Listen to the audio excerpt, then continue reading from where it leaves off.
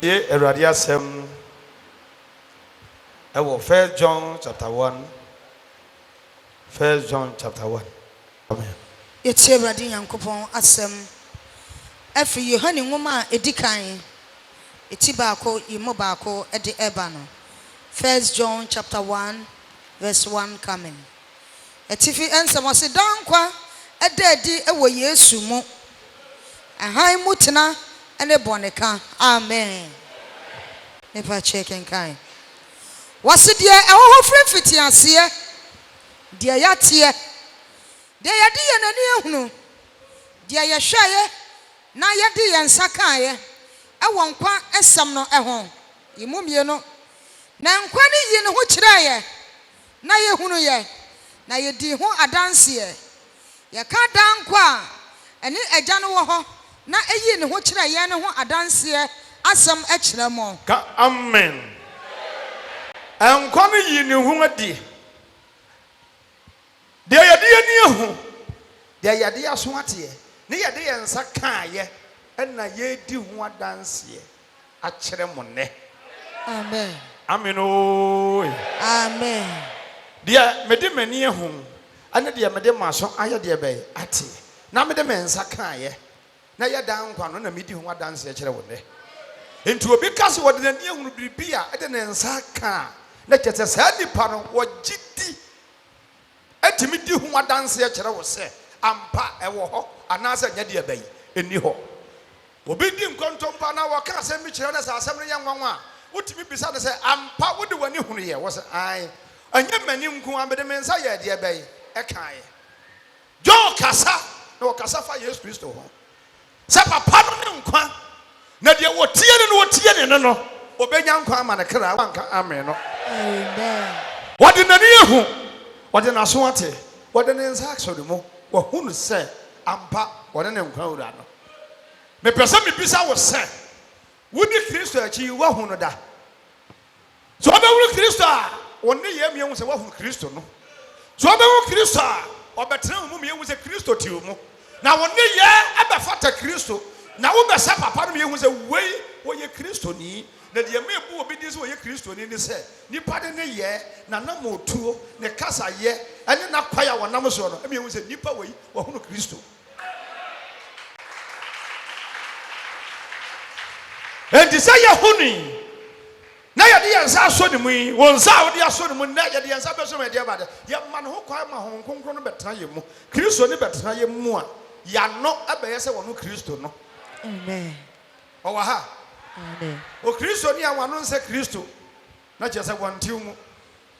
ɛkasa wano a ɛnyɛ wano a ɛwɔ hɔ ehu asɛm na meka o kasa yɛ deɛ firi wo mu ba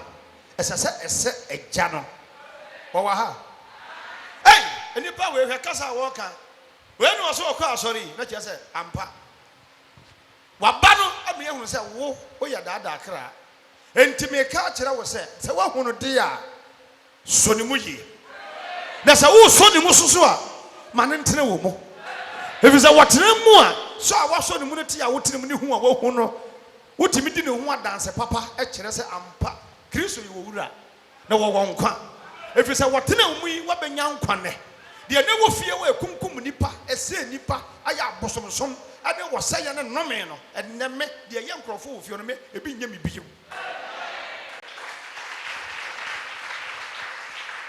ɛnɛ yɛka me nka ho ɛfiri sɛ deɛ kum nipa asɛm deɛ ɔmo nyinaa wu kɔ meda so te ase ɛfiri sɛ deɛ nti a mete aseɛ ne sɛ mefaa Kristo no mede me nkwa ne me kra nyinaa yɛ deɛ bɛyɛ ahyɛ ne mu nti sɛ ɔde ɔkra no nkwa hyɛ Yesu mu a wɔn na bɛma ɔnyenkyɛre yɛdi kaeɛ wɔbɛma wo da nkwa wɔma wo da nkwa so a nhyira yɛka sɛ nhyira wɔde ka wo ho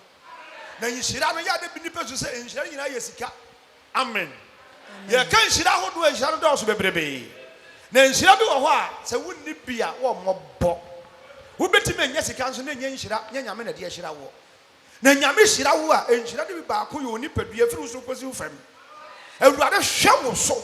wɔmma bɔne nka wo ntam adae deɛ wɔde bɛka nipadua bi ada yɛ fɛfɛfɛfɛfɛfɛ wɔwɔ ha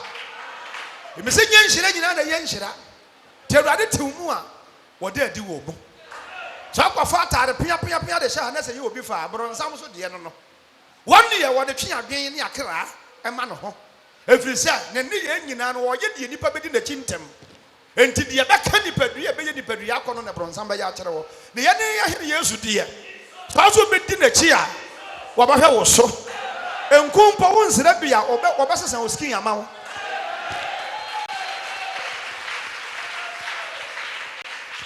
fi sɛ wɔbɛtena mu a ɛnneɛma nyinaa bɛyɛ foforɔ wɔ nipadua ho wɔbɛtena mu a wɔka saa asesa enti wano bɛyɛ Awurade ano wɔwɔ ha anaasɛ wɔpie kɔ ka sɛ Awurade boa me ɛnɛ dɛm mema me ho kwan sɛ fa meyɛ ne yɛwo Kristo Yesu pɛ na gye me pɛ tantae no to twene na ma wo pɛ ɛnyɛ hɔ ma me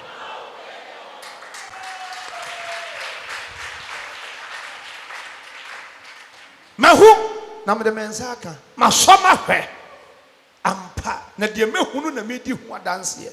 deɛ ma me so medi ho adanseɛ kyerɛ sɛ woso fa Kristo na ho bɛtɔ wo no wɔn a me ne wɔn mo si esu ade yɛ ba akɔhwibra no me fa Kristo nyame ayɛ me foforɔ mehu wɔn mo a intervice no emu twɛn ɛdeɛ ba adeɛ ntia Kristo te me mu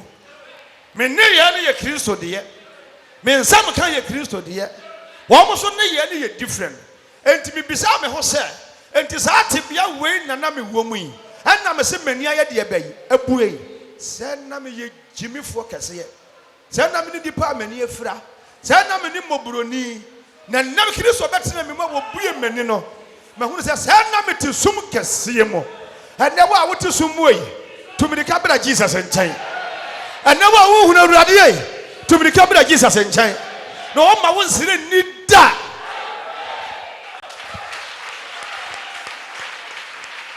saka manfa Yesu ahunu ko ansesa mabrabɔ ɛni Jesus akyi a ɛnke ko otu yi me kwafa ne hen ke ko otu betimi afata me sei hwɛ me huru papa no wabue mani o ɛyɛ nhyira woni one city woni wɛ woni padua wɔ hyehyɛ wo atade a yɛsɛ nya hwɛ no Kristo bɛtena mu a wɔma wo hyerɛn me di Yesu ho adanse akyerɛ wo wo a wode nam bɔɔla so baabi a wopɛ mmoa bra Jesus nkyɛn na wɔbɛyɛ wo yie na wɔayɛ wo foforɔ na wɔyɛ wo yie a bɛmo ayɛ nipa yifoɔ na ɔma ayɛ nipa yifoɔ so ɔma nyɛ nipa anim animonyam na ɔma nyɛ nipa anim animonyam so ɔsaa ma woyɛ defoɔ na ɔma ayɛ defoɔ so ɔsaa ma wonya nkwatenten na ɛnya nkwatenten so ɔsaa de bambɔ saa ka ho ma wo anɔpɛi mekamfo Yesu kyerɛ wo sɛ wɔyie masɔ na hwɛ mahunu sɛ wɔyɛ dimafoɔ wɔyɛ kamafoɔ wɔyɛ bambɔfoɔ wɔne ne agyenkwa wɔne ne Misaya so ɔbɛdi m'akyi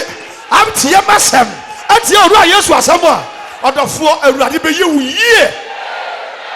na wahwɛ wo ne wo fie ne wo mma ne wasefoɔ ɛfiri sɛ ɔnni nhwammɔ na ɔnni nkuguo da mafa no na masɔ na hwɛ mahunu sɛdeɛ yɛ Nyankopɔn teɛ ɔyie na ne yɛ mu yɛ ɛma deɛ wɔtie n'asɛm ne yɛ mu yɛ ɛma deɛ ɔde ne nanteɛ ne yɛ mu yɛ ɛma deɛ wɔtena ne mu ne yɛ mu yɛ ɛma deɛ da bia ɔde na yɛ wura ɛne agyenkwa mebɔ mpa yɛ sɛ ɛnɛ Awurade ayɛ mu yie no sɛ ɔso wo so wode wo ho bɛma no yie a ɛne ɔbɛda na yɛ mu yɛ adi akyerɛ wo sɛ ɔbɛfa Kristo a ɔbɛbu ho sɛ ampa wɔn na bɔɔ wɔn wɔbɛyɛ wo yie soso ɔmo sɛ ampa wɔn wɔdi ne yie ade a wasɔ ahwɛ na wode wo nsa asɔ mu wɔma wasefoɔ nyinaa yɛ prɔmprɔm yɛdi Kristo ho adanse akyerɛ wo sɛ wode ɛwo nnim a ɛduru baabi na hunu kɔmfoɔ bi anaa hunu obi a watete wagye nnuro a hwɛ ne nyɛ bea na hwɛ wo a wofa Kristo obi a wɔpɛ nuaboro yɛ ahwɛ ne yɛ bea na hwɛ wo a wafa Kristo wo a Kristo nyɛ de ɔkɔ asɔre o ni obi ɔkɔ asɔre ho asɛm na meka kyerɛ wo asɔre de obi atimi kɔ bi obi timi kɔ saa kɔ abosom so obi gyidie nyinaa ne sɛ Bible sɛ mo nso ahohom nyinaa hwɛ enti wɔno wakɔ no wɔnyɛ n'adwene so ɔfa Kristo wɔkɔ so ahwɛ enti wɔkɔ so asɔre wei hwɛ na wakɔ so wei ahwɛ na wasɔ wei ahwɛ na wasɔ wei ahwɛ na wɔn n'adwene ne quotation nyinaa sɛ Awurade sɛ mo nso ahohom nyinaa nya deɛ bɛyi na sɛ wɔde ne ho ma Kristo deɛ daabi wo sɛ nipa no woyɛ kra te ase ewuo wo deɛ bɛ honhom na wo a wo de sɔ honhom ahwɛ ɛdeɛ bɛ honhom na wo a wo de sɔ bibi ahwɛ yɛ sɔ bibi ahwɛ na ɛda wo hunu sɛ wo sɔ bibi hwɛ so do hu nyina ma Kristo a wo so no hwe wo hu no na wo hu no a wo hu se wo no no honhom ne honhom konkron efi bi ani ho wo mpa bone wo mpa abosonsom wo mpa krono wo mpa adwaman wo mpa yaka wo mpa pesame nkuminya wo mpa se nipa biara so beyira saa honhom we na wo so hwe no wo betena mu a ene ma wo mpa obetimi a kire wo se ne honhom ya papa no ena me bebo din kire we amen enti sa wo so ahwe na sa ya ka wo mu a wo sa so abosom de ya hu hia nko so honhom bi ahwe na wankasa na agina wo bonsam na ne wo honhom be bi na so na ahwe de wagina tumu no abetena mu no onno wone sa honhom fi na wo ma wo ya ka wone sa honhom akwa nuro so wone sa honhom fi a emfa ho obema ne nya wo de ya enye wo enye okuna na so tibi fa kwa bia so achechire ne mpintin na munuro so etimi chechire no na nsen kwase yasem bia mete yese wo ba bi amanuro bi ya ma de siesie o me agye nkrofo kuno wo so si ho sa ampa mekwa akogye bi ama bere ma ayede e ben wadobe hey bere ma bedo ma Yesu no na ade bi akogye ama bere ma do na ebete wate me se be de ben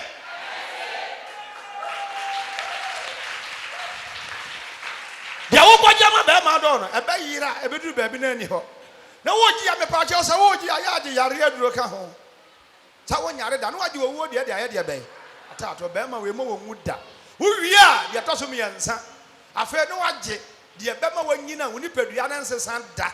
wo ma bere wada wo ma akokora da na nipa ya wo de wani ato so beduru ba bi no wapimpini si no na ba bi na nim na ha ase ayede be moamoa ba ahofa na ha ase teyira megyina ha isa de wo menya sa na mete o wa ha sa na mete afiri me ngoda abrem me hwa ahofa na wedi ya na kita afiri me ngoda abrem na da so kita me a kire se me ye dadaba o hefa me ye de abai ni padua na ye de abai ye dadaba o wa ha na wo firi ko ne Kristo ti mu a wo look fresh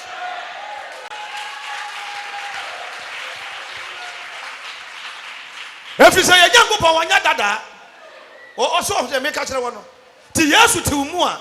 nipa nyina hu se wadi mfie se no wo da bie be hu akwada ye Nyankopon wansesa de wote ya no wote ye o wa ha se awurade hwe tenani mu na fa no na so timi hunu ne a waye ne bone ka etimi ka bone kire wo de bone be che no wate wo mfi ne ntie nyina na wafa wo wo de watwe ne kukum se oba tie imum yansa no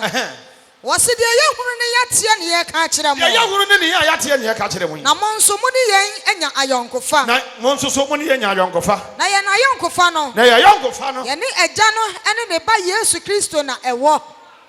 wose ayonkofa no ha na ewo ye ne agya no ene oba Yesu Kristo na ewo tie ne yi wose na ye ayonkofa no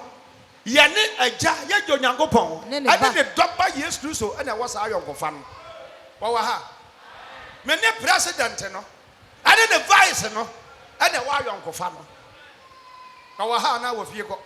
wa ha enti se me ne president na wa ayonkofa ne vice na wa ayonkofa de ya ene na se me ye de hye kase wo o ha enti dia ba de ne mebisa omome yenu a omfa ma me Onyankopon me ne wa ayonkofa ne doba Yesu Kristo so de atemmo nyina hye ne nsa so a me papa no enti ubisa biribi a ebeche enti fa Yesu yonko se na bosom yonko fa Yesu yonko se na damfo fa Yesu yonko ese ne wukuno fa Yesu yonko se ne woyere fa Yesu yonko ese ni pa bi o wasase so na fa no yonko a o ma wunya nanim ni monyam enjira ne wo se enne wo fia ha kacho nu ya se ene ye wogye da ene wo yo chie da emma wo ene ye wogye da ene ye wogye da fa wakoma che Awurade fa wakoma che Awurade wo metena wo mo na yenti na Yesu baaye na yenti na Yesu obaaye de aseye de awuo de nkwannim no enka na ye ne ya ene wabase yenyankwa yemfiri wo wuom na yemmara nkwam ni yemenya da nkwa eni awieye ba won sama Kristo so je di saria Let's hear. You want and so no. Wasn't see nam a hinimusa on what a hinimua. Say a nante hinimusa, you are not nante hinimua. Yeah, who are a young cofa with ye more. Any Christo, yes, who are young cofa, and we mu. None by yes, Sumajana ati and who every bonny in a so what a year. Say a training mudia, near no young cofadia. And another drop by yes, so bujano. I tell you, home every bonny name. What a year. And the one I know our young cofa. So any Christian and why young cofadia, any insurance one or pay. Amen. Amen, man. Tell me, say, when the Christo years who are young cofadia, any insurance and the war. Amen. Huh? So when the years who are young cofa, as in so any pebby benya young cofa, when you pardon in your young one and ten were free ho. Now, any years in your young cofadia, o nyao, o womo, and quamo, o young conono. Manita a radiso say. Menene nam saa na wote nkan wo mu se nipa so wagya me nipa so wapa me nipa so mfa me nya hwea me ni awurade nanam wo enti ba bia me gina no me gina ho ma awurade ti se me gina ha na sa me ho kire me a me ne ho ana ye ho kire ye me ni Kristo me boa enti a ho kire kakra bia beba no to bo ase na gina na wo sa ho kire mu na wo gina ayerera obetu wanam afiri mu Obayi wa fremu o ma nwu wa ho kyerem o ma won ka wa ho kyerem o ma won ka wa mane yemu enti ginidi se wo ye wura na won ne nam enti nam a won ne nam no amane mo nsohwe mo wo hawo mo ma woni so kyere do be se ma woni so kyere hwan ka kyerɛ onuan se